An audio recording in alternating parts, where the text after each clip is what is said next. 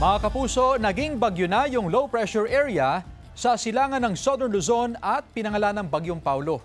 Sa 11 a.m. bulletin ng Pag-asa, huling namataan ang sentro ng bagyo sa layong 760 kilometers silangan ng Virac, Catanduanes.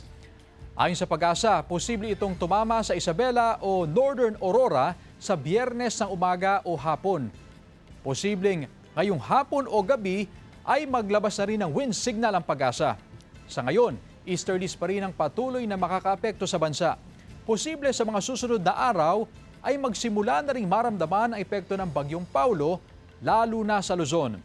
Base sa datos ng Metro Weather, may tsansa ng ulan sa ilang bahagi ng Northern at Central Luzon. Kalat-kalat ang malalakas na ulan, lalo na sa Ilocos Region at Isabela. Posible rin ang pag-ulan sa iba pang bahagi ng bansa.